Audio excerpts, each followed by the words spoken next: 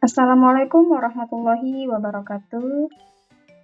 Pada pertemuan hari ini, kita akan membahas tentang penyakit sosial, yaitu perkelahian pelajar, minuman keras, dan narkoba. Baik, pertama-tama kita harus mengetahui apa sih penyakit sosial itu. Di sini ada dua ahli yang mengemukakan pendapatnya. Yang pertama, Al-Ghazali. Ia mengatakan bahwa penyakit sosial adalah hasil dari kerusakan moral dan spiritual. Pendidikan moral dan spiritual yang kuat sangat penting untuk membangun karakter individu yang baik dan mencegah perilaku negatif.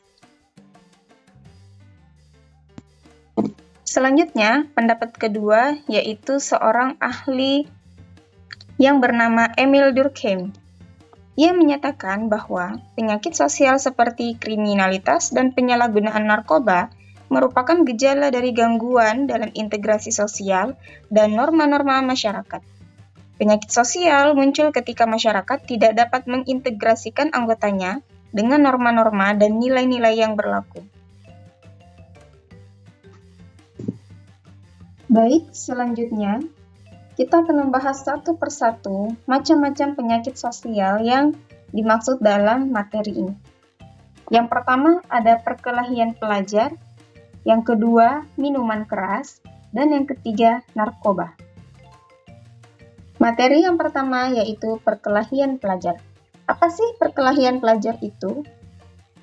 Perkelahian pelajar yaitu suatu bentuk tindakan kekerasan atau agresi yang dilakukan oleh suatu kelompok pelajar dengan kelompok pelajar lain yang berusaha untuk menyingkirkan pihak lawan dengan menghancurkan atau membuat pihak mereka tidak berdaya. Nah, perkelahian pelajar ini selalunya dilakukan oleh pelajar, baik itu pelajar dalam satu sekolah maupun antar sekolah. Baik, kita melangkah ke materi berikutnya, yaitu faktor penyebab perkelahian pelajar. Ada beberapa faktor yang mempengaruhi terjadinya atau menjadi penyebab perkelahian pelajar. Yang pertama yaitu faktor sosial ekonomi, yaitu adanya perbedaan status sosial atau ekonomi yang dapat menimbulkan rasa iri. Misalnya, siswa yang memiliki ekonomi yang rendah iri kepada temannya yang memiliki status sosial atau ekonomi yang menengah atau di atas. Kemudian yang kedua, pengelolaan emosi. Nah, di sini adanya ketidakmampuan siswa mengatasi kemarahan atau mudah frustasi terhadap masalah yang dihadapinya, sehingga tidak memiliki tempat untuk mencurahkan atau meluapkan emosinya. Kemudian yang ketiga, faktor lingkungan keluarga, yaitu lingkungan keluarga yang kurang harmonis atau mungkin siswa pernah dan sering mengalami kekerasan yang didapatkan di rumahnya. Nah, itu juga termasuk salah satu faktor penyebabnya. Kemudian, yang keempat, faktor dari media sosial.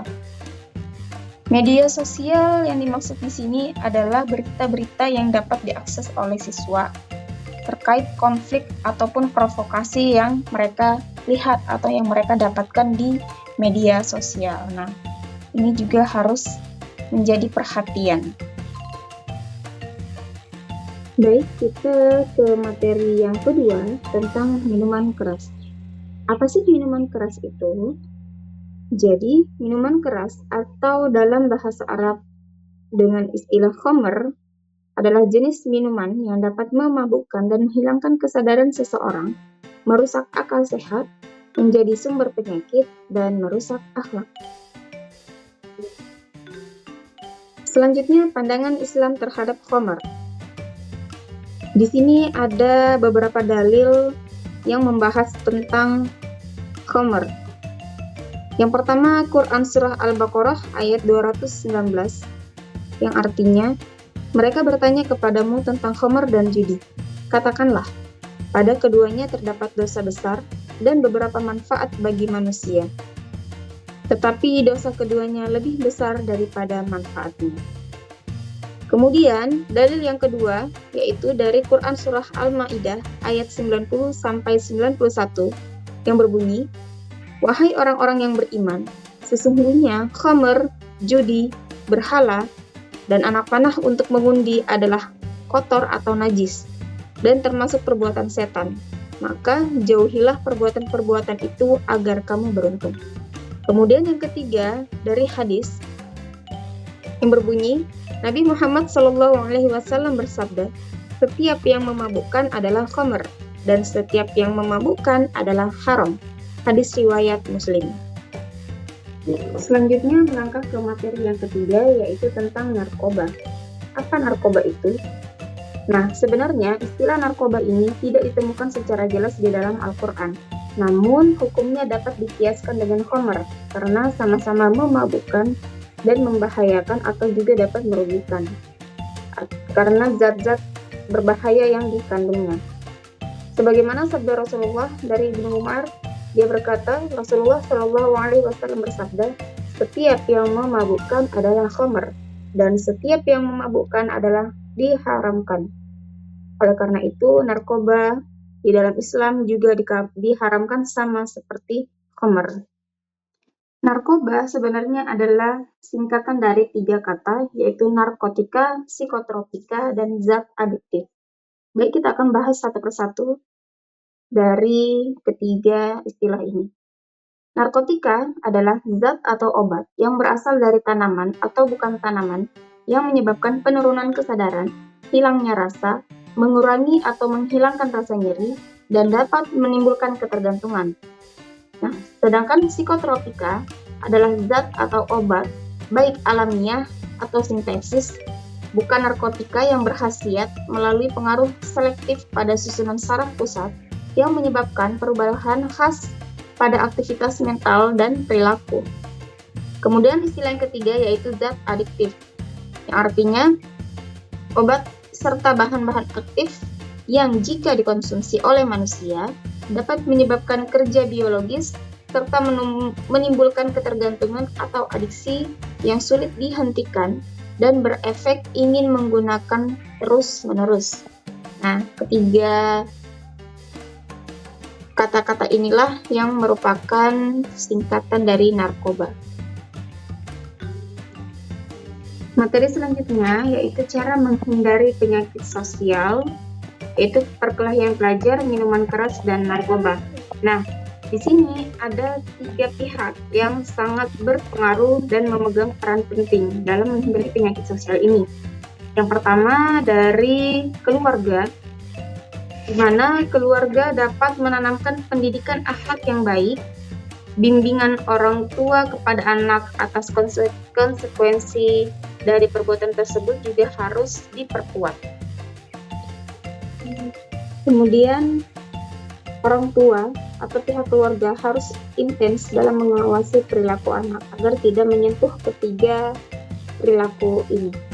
Kemudian dari pihak sekolah, ada beberapa hal yang dapat dilakukan oleh sekolah agar siswa dapat terhindar dari penyakit-penyakit sosial ini. Yang pertama, yaitu adanya sosialisasi terkait bahaya penyakit sosial, baik dari perkelahian pelajar, minuman keras, maupun narkoba.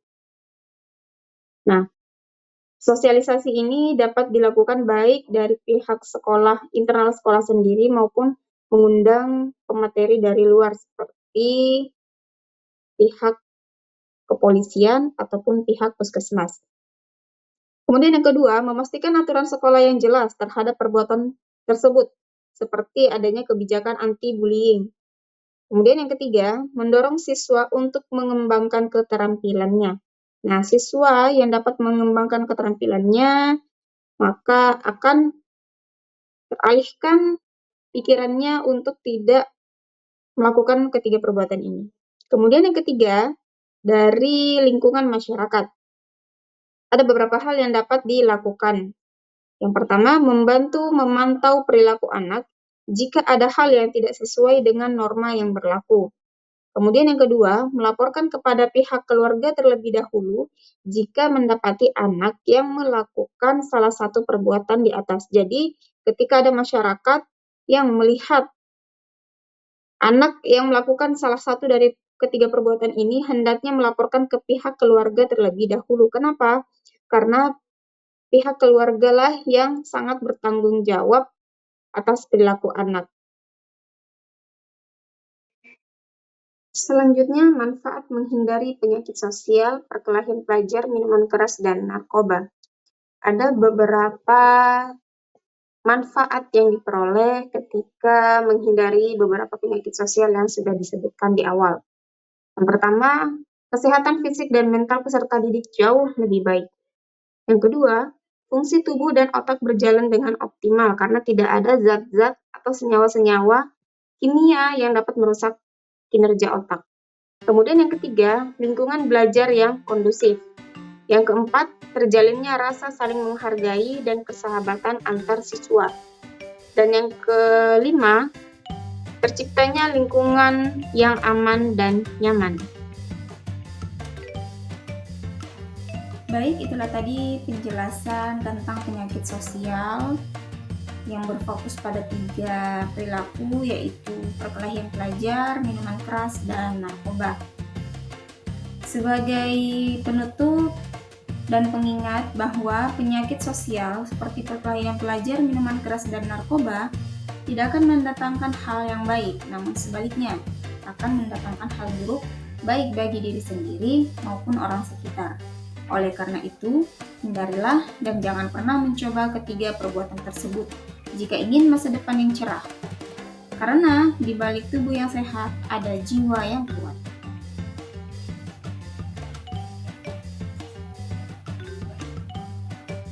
Nah, itulah tadi pemaparan dari materi tentang penyakit sosial. Mudah-mudahan apa yang saya sampaikan dapat diterima dengan baik dan dapat bermanfaat. Sekian dan terima kasih. Sampai jumpa di pertemuan berikutnya. Wassalamualaikum warahmatullahi wabarakatuh.